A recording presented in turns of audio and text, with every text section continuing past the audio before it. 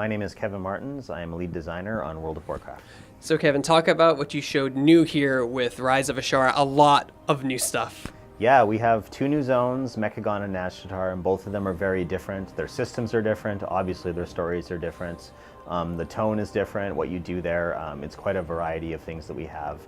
We've got a lot of little features like mount equipment. We have a new 8 boss dungeon. We've got a brand new raid where you finally get to face Queen Azurite, the Queen of the Naga, who's been dogging or fishing your steps ever since the beginning of World of Warcraft.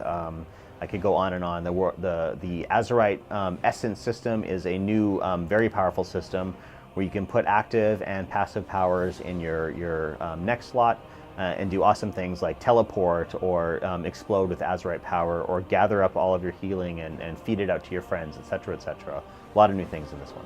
Can you guys talk about how you're handling the Azurite armor and if you're making any major changes to that? Because right now it's the most controversial thing gamers are talking about, a lot of RNG on the pieces. Sure, yeah. The armor is getting tweaked a little bit, so some of the individual abilities are getting some tweaks, but also we're unlocking all of the rings at once, so you can choose your powers right away. So that's one major change that we're doing. The neck is certainly a big focus of this one. Yeah. So talk about some of the fun things you got to do with the Naga, because like you said, they've been around since the original Warcraft 2, played a major role in Warcraft 3, Reign of Chaos, as well as Burning Crusade. So and now you're finally getting to see their leader and what all those things were leading up to, I guess, right? Yeah, so it turns out that nobody likes the Naga. So when you finally get to reveal, the heart of their empire, all of the races that live around them hate them, and those become your natural allies. Once they get over their mistrust of you as a surface dweller, you start to work with these people. You actually get combat allies or bodyguards that wander the island with you. You have quests to unlock them. They have special quests you can do with them as well, and those become your method of exploring this world.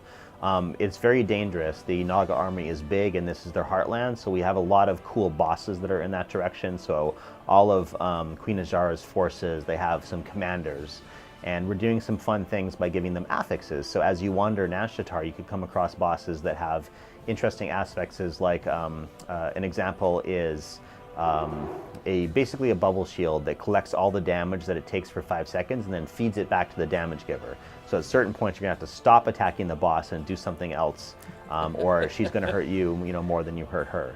And that's just one of many examples of interesting things that are happening in Nazjatar.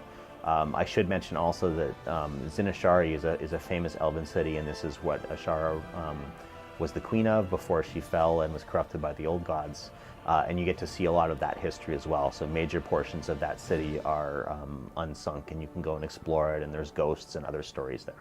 There's a few boss fights that are similar to the ones that you guys are introducing for the first time. Not very many. The one I can think of is Wrath of the Lich King, where you're on the Dragonkin, flying around, beating one of those bosses. I can't remember what his name is, but in this one you have underwater boss battles, which are actually 360 degrees. What are some of the challenges when designing that and making it fun and not frustrating? Well, so exotic forms of travel in the world, such as swimming, are fun when they're done to give you a sense of difference, but you can't do them too often. We've had an entire underwater zone before, and you often see, these days when we have major portions of content underwater, we tend to give you a buff or something. So swimming's best when it's done lightly and you're doing it for individual parts of exploration. So that exactly is what the challenge is of fighting a boss underwater. So talk a little about, in terms of story, how do you design a game when you're working with the narrative team to have quests intermingle with the story, boss encounters that make sense, all that good stuff? How do you guys work together to make sure it comes out on top? We play test it a lot, and we talk about, and we give each other feedback to merge things together. What I love about making this game is there's such a rich history. There's a huge cast of characters. We have characters like Thrall coming back after a multi-year absence. We have other characters who are coming to the fore again. People take breaks, people are minor characters. We haven't seen Khadgar for a while, and he was a major character for a long time in Legion. I love that part of it. So when we get a chance to merge all these storylines together, characters are often World of Warcraft's way of introducing you to some portion of the world to explore. And we do a lot of that in this one. Between playtests and building on the existing lore to give you introductions to new pieces, that's basically our techniques. One of the really cool things in Legion was that you would be fighting alongside these iconic characters in these epic battles in these quest lines. And now that Thrall's coming back, will we see something similar with him on the Horde and Alliance side? I have no comment about what you will or will not do with Thrall because I really want people to play it. I know a lot of it can already be spoiled on PTR and stuff, but I hope that people will just go and experience that for themselves. So what are some of the challenges when designing an MMO or working in the MMO space with a game that's constantly evolving? I would use the word cadence as a design principle, and cadence is a matter of having the having things happen the right frequency, like how often you're doing an individual activity, and we have a lot of activities and we're adding quite a few in this particular release.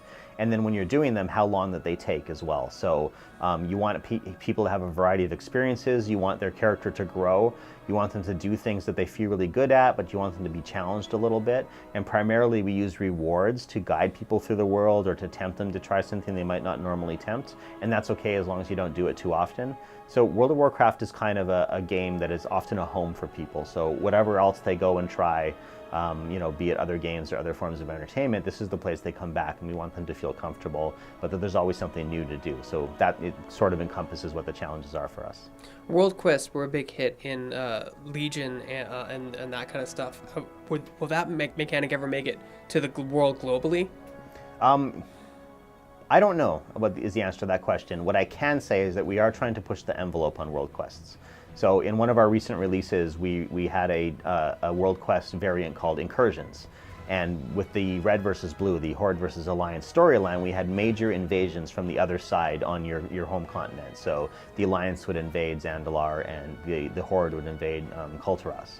And you'd have to go and fight that off, and if you're in war campaign or war mode, you're fighting other players, etc. That, I think, was a really successful experiment at taking the mechanics of world quests, really focusing them on the fantasy of what those zones were trying to tell after you had finished the main story.